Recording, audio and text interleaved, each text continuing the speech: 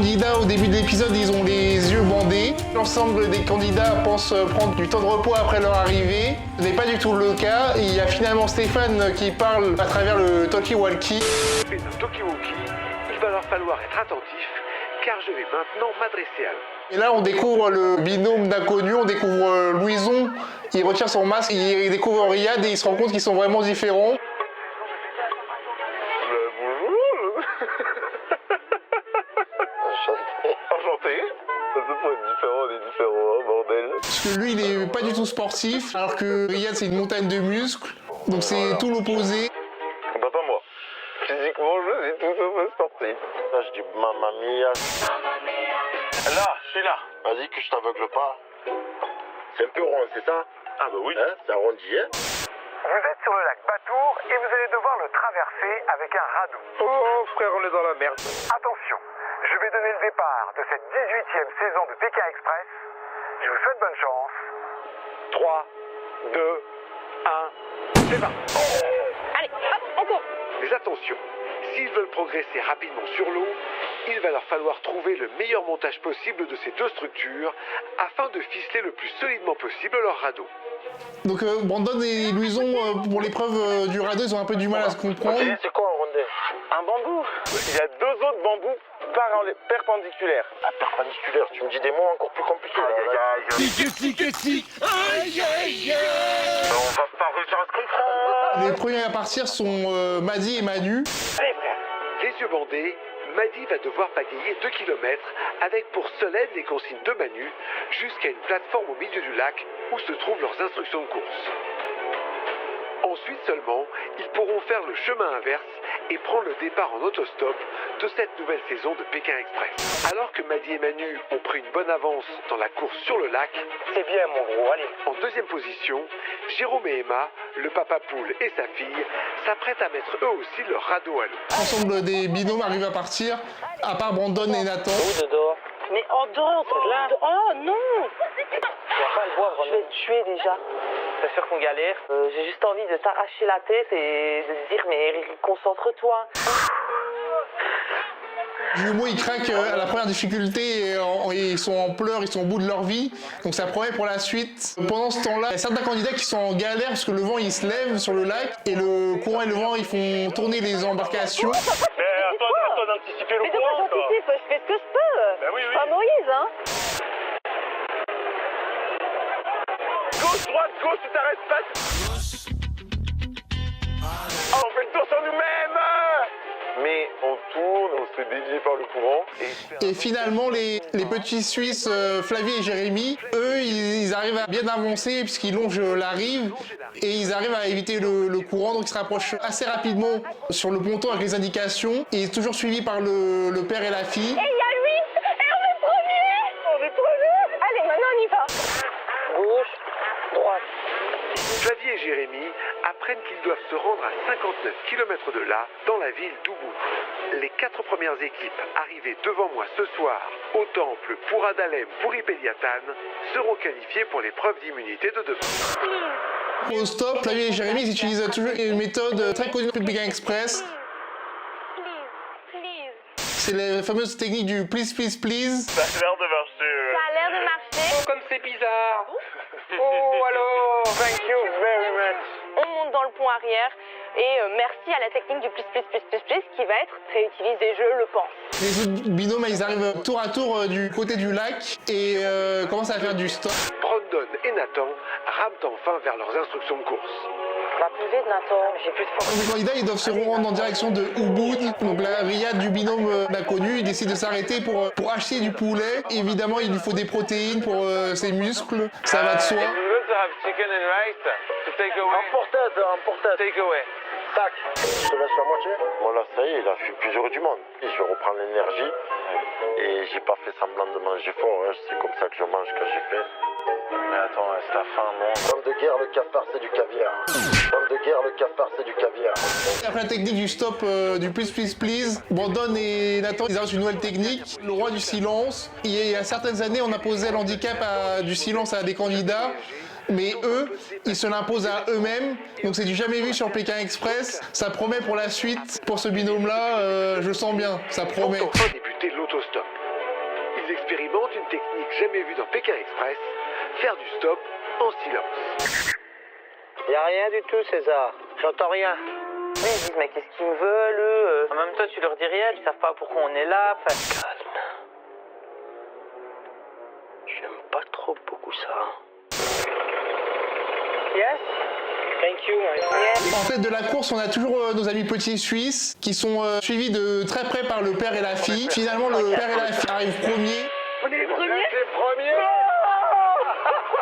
Alors, c'est pas une victoire, hein, mais quand même. Suivi des Suisses et des collègues Patricia et Jessica en 3e position. Et la 4e place se joue entre Maddy et Manu et les sœurs Lola et Inès d'origine vietnamienne. Et c'est finalement Maddy et Manu qui se trouvent 4e. Top 4.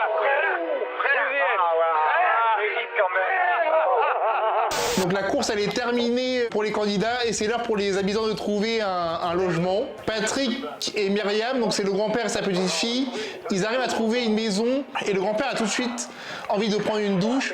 Il se trouve alors face à face à une douche traditionnelle.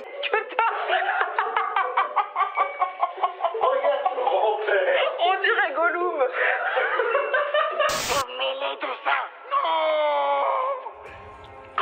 Côté de Louison et Riyad, ils décident à leur tour d'offrir des cadeaux à la famille. Donc ils offrent des vêtements, des bandanas. Du coup, au village, tout le monde aime Riyad car il donne des vêtements. Au village, on l'aime bien celui-là. Thank you. Sors des fringues, c'est sur bouquet. On va finir tout nu. Là, dégaine. Yeah, c'est Marseillais. Le lendemain, les 4 binômes qualifiés la veille à l'épreuve d'immunité, ils doivent s'affronter au Péanguantal. Donc il s'agit d'une bataille de polochon sur une poutre et le but c'est de faire tomber son adversaire.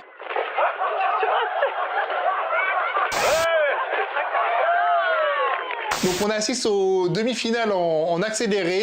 Certains combats se sont déroulés à la vitesse de l'éclair.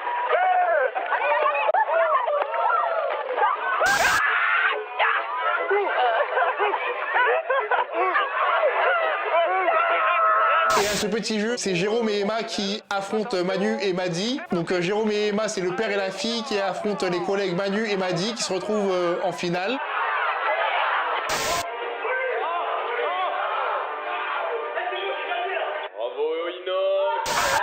Avec Manu, c'est vraiment un gros combat, on se donne. Je savais qu'il avait du cardio, je savais qu'il allait rien lâcher. Laisse tomber, frère. Donc le Jérôme, il gagne la première manche, le premier combat. Deuxième combat. Vous êtes prêts? Hey, papa.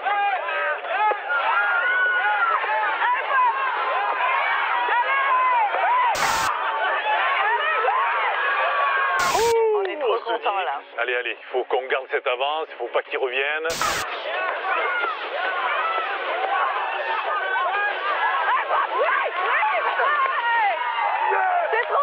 Si c'est une bonne réponse, c'est une victoire. 1 euro, c'est 4 roupies.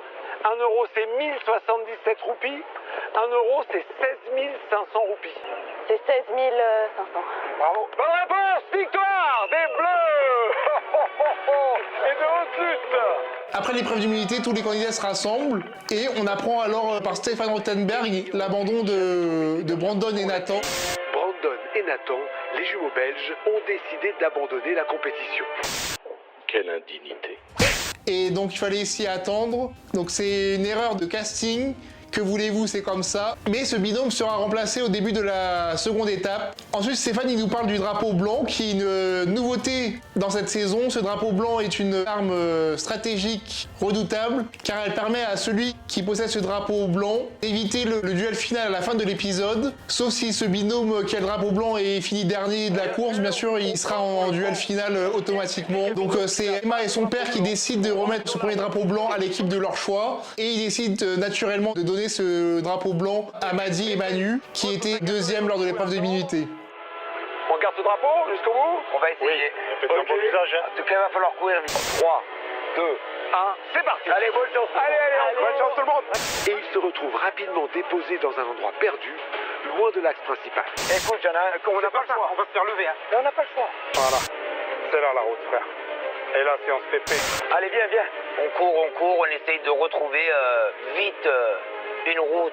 Il y a du passage. Et les Corses suivent Manu et Madi de près. Manu et Madi, ils ont pris un chauffeur, ils n'ont pas fait attention à la destination de leur chauffeur, qui s'était trompé de route. Et donc ils se retrouvent sur l'axe principal et les Corses arrivent à prendre le drapeau. Allez, bonne chance. On ferait un gros avantage et on savait que ça allait être dur de le garder. Moi, je suis persuadé qu'on le reprendra. Myriam et son grand-père qui passent deuxième en dépassant Madi et Manu. Et le chauffeur des Corses, il a un problème et il doit s'arrêter. Donc il y a Myriam et son grand-père Ch'ti qui récupèrent le drapeau blanc juste derrière. Ils repartent premier, du coup avec le drapeau blanc. Et les Corses, Patricia et Jessica, elles suivent de près le grand-père et sa petite-fille, mais elles peuvent pas récupérer le drapeau blanc, donc elles décident de jouer tout pour l'amulette et la première place. Exit la chasse au drapeau et bonjour à la course à l'amulette et à la première place.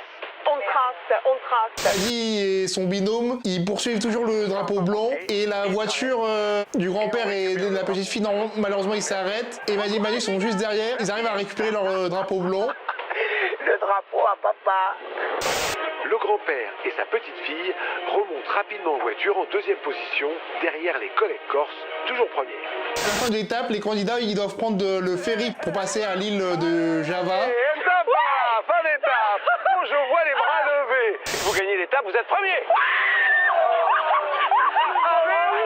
Au final, c'est le grand-père et la petite-fille qui gagnent l'amulette d'une valeur de 10 000 €. En deuxième arrivent les Corses. En troisième, Mehdi et Madu avec le drapeau blanc.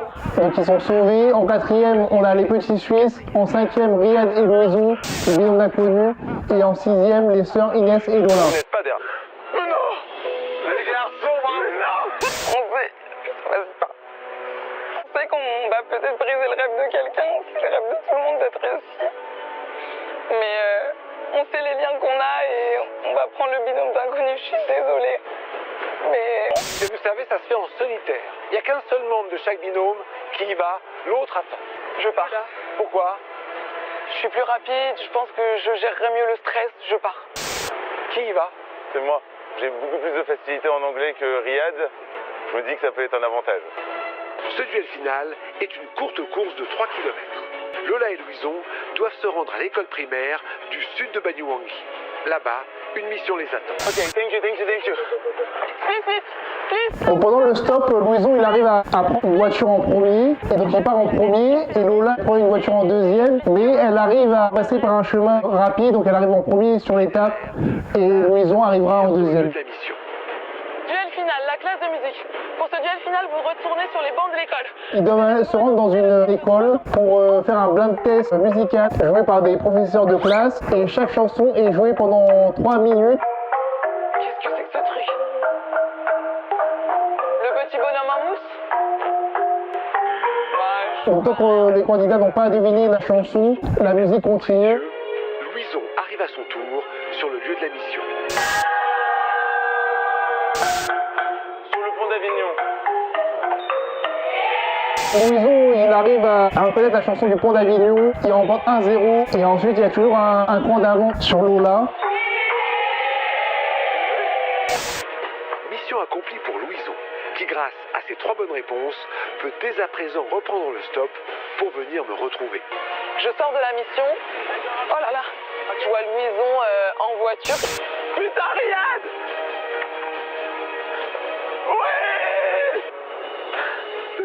Et donc au final c'est Louison qui arrive à gagner et à remporter le duel. Donc c'est finalement Inès et Lola qui doivent ouvrir l'enveloppe noire, et on apprend que cette étape est éliminatoire. Mais bon, il en faut bien, donc il en faut. Puis je suis hyper fière de m'avoir suivi dans cette folle aventure. Inès, Lola, Pékin Express s'arrête pour vous ce soir. Bon retour. Et leur sentence est irrévocable. Ça a été très court. Bravo à vous. Merci. Les garçons, on se retrouve pour la deuxième étape.